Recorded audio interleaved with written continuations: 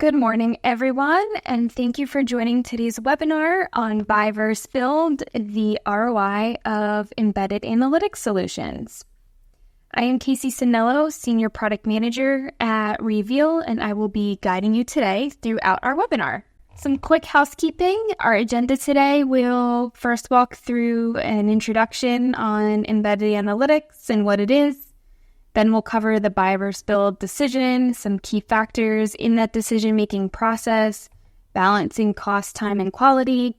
And we'll also end with evaluating organizational capabilities and strategies for success when it comes to buy versus build. Throughout the webinar, if you have any questions, please use the question window on the Zoom bar and we will get back to you. All right, so starting with the basics. Embedded analytics integrates powerful analytics capabilities directly into business applications, allowing end users to access real-time data insights without leaving the application interface. So, this is an enhancement in the decision-making process, which is achieved by providing that real-time, data-driven insights seamlessly within the flow of existing work processes. It's far more than just a convenience. It's fundamentally transforming user experiences and decision-making capabilities.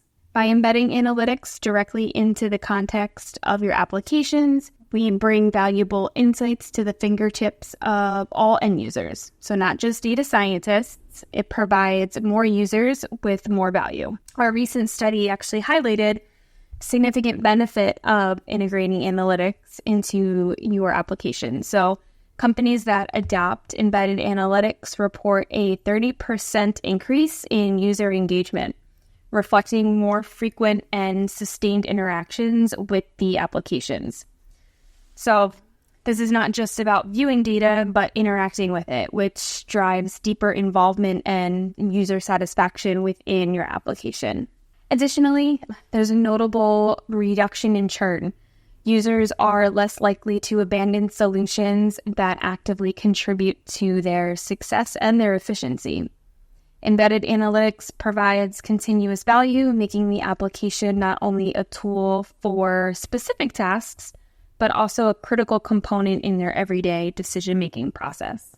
So the benefit of embedded analytics, and we kind of touched on a few of these already, but some of the core benefits to embedded analytics are increased efficiency, enhanced user adoption, and competitive advantage.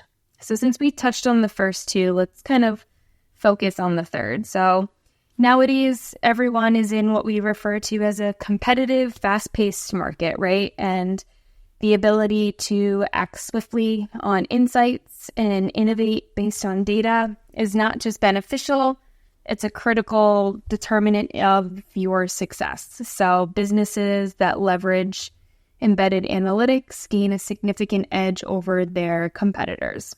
And this advantage will manifest itself in several ways. The main way being an increase in your product value. So adding analytic capabilities can enhance the core value of a product, making it more attractive to both existing and potential customers. This differentiation can be a critical factor in these crowded marketplaces that we're seeing, where additional functionality can set your product apart. So embedded analytics helps you deliver a value quicker, which we will also get into soon. Let's dive into the core of today's discussion, the buy versus build dilemma. And this is not just a technical decision per se, it's more of a strategic choice that impacts your organization. Building a custom solution provides a tailored fit to unique business needs and can offer a significant competitive edge with proprietary features. However, it requires substantial upfront investment in development, infrastructure, and ongoing maintenance. So building your own solution means taking your current resources off the core function of, or the core focus of your application for them to focus on learning and building analytics features into your application. The cost of this can be as high or even as low as $350K, which is based on the average salary of 4 software developers, 1 QA specialist for 7 months, 2 UX designers for 6 months, and 1 data scientist for 1 month. So that can be pretty expensive. On the other hand, buying a pre-built solution allows for quicker deployment and typically comes with established support and upgrades. It's a less resource-intensive route, often providing a proven seat right out of the box. Vendors who offer these pre-built solutions are typically experts when it comes to analytics functionality, which makes integration faster and will still offer you usually complete control over the look and feel of the analytics solution, which is typically an advantage that you hear for building your own. But the challenge here is to balance innovation with practicality, right? So aligning your decision not only with current capabilities, but also future needs. The question remains, do you seek innovative and customized, or prioritizing speed to market and reliability? So there's several key factors that play into that buy versus build decision. First, you want to consider technical requirements. So how well does the solution integrate into your existing systems? You'll want to evaluate the vendor's tech stack compatibility. So confirm that the vendor's BI solution can integrate with your organization's existing cloud or SaaS platforms, desktop environments, and web frameworks. You then need to look at backend integration. So evaluate how well the BI solution integrates with server technologies like Node.js, Java, or .NET Core, ensuring a smooth backend operations. And then what level of customization is required to meet your specific business demands. And then scalability is another critical factor. So as your business grows, can the solution keep up? Will it handle increasing data volumes and user loads without performance lags? And what is the pricing model of the vendor? If it's a per user pricing, then as your user base grows, then your costs will also grow. So be sure to look for a vendor that offers predictable pricing, which would be a per application price instead of by user or by load or by server or any of that. And finally, you want to consider flexibility of your embedded analytics solution and the level of control that it offers your organization. So flexibility is a critical factor because it determines how well your solution can adapt to evolving needs of your business. It's about having the ability to tweak and customize and scale your analytics as your requirements grow or even change. So how important is it for your solution to fit like a glove with your existing systems and processes? Businesses often have unique needs that maybe like the off-the-shelf solutions might not fully address. If your organization requires specific features or integrations, building a solution might offer the control necessary to customize that at every level. So relying on a vendor for critical updates and support and functionality can place your organization possibly at a disadvantage. So vendor lock-in can lead to challenges if the vendor fails to keep pace with technological advancements or if their business goals diverge from your needs. So it's just super important that you understand that for all the vendors that you are evaluating. Okay, so in managing the triple constraints of cost, time, and quality, finding the right balance is key to maximizing ROI when it comes to adding analytics into your application. So consider the initial investment against the long-term benefits. For example, a custom-built solution may have higher upfront costs, but offer greater control and differentiator in the market. Time to deployment is another consideration. Market conditions can change rapidly. A quicker deployment might be critical and could sway the decision towards buying. Quality, encompassing reliability, support, updates must be not compromised, right? It's critical to evaluate the level of support offered by vendors and the robustness of their solution versus the potential quality you can achieve with a custom-built one. So, in conclusion, before making a decision, it is essential to assess your organization's internal capabilities. Do you have the necessary technical expertise on hand? What about the resources, both human and financial, to support your choice? Understanding your organization's readiness to either build or integrate a pre-built solution is critical. For instance, consider conducting a capability maturity assessment to evaluate your team's current skill level and resource availability. Align this decision with your strategic objectives ensures that your approach to embedded analytics not only meets today's needs, but also positions you for future success. Remember, the goal is to leverage technology in a way that enhances your core strategic focus. And now, as you can see here, we have a number of different resources that cover pretty much any topic that you want to dive into a little bit more, specifically the ROI of embedded analytics, the end-to-end deployment guide, the top 7 questions to ask vendors. So if you're going to begin your journey with evaluating embedded analytics vendors, a great white paper to see the top 7 questions to make sure that you're asking, your checklist, the embedded analytics versus what traditional BI is, and then we even have a white paper that breaks down the cost a little bit more as well. So in our follow-up, we will be sure to send you a link to all of these resources. And now we are actually just going to do a super quick demo. And I'm going to pass it over to my colleague, Jason, for that. Acme Analytics is a fictitious website created to highlight the benefits of embedded analytics. My application on the left-hand menu, the top and the right-hand side, consists of various UI components that are just part of my app. They're typical app-level UI. The area in the center is my Reveal dashboard. I've embedded this dashboard, and I've disabled some features because I wanted to have sort of a homepage view for employees at Acme Analytics. However, I can still hover over individual visualizations. I can maximize visualizations. I can do drill downs. I can do drill ups. There's different menu items like statistical functions. I can change the visualization type at runtime to see the data perhaps in different ways. I have some menu options like exporting to images or exporting to Excel. The idea is that when you create a dashboard, all of this is built in and it comes for free. You don't have to write additional code to give any of the capabilities and features that I just demonstrated.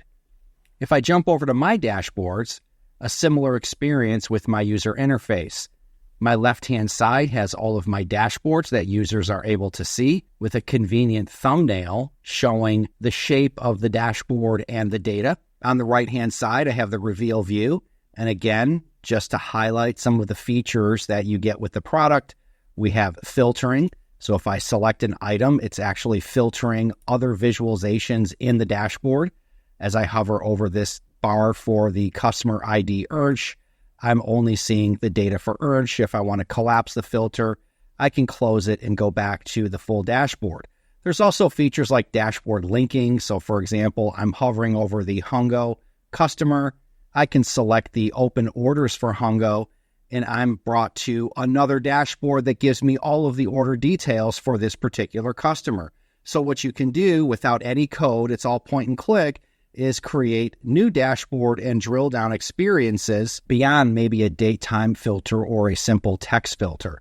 If I use the breadcrumb to go back, I can also see that I can view the underlying data for this particular customer. So if we go back to Hungo and I view their underlying data, this is all of the invoice data for that particular customer.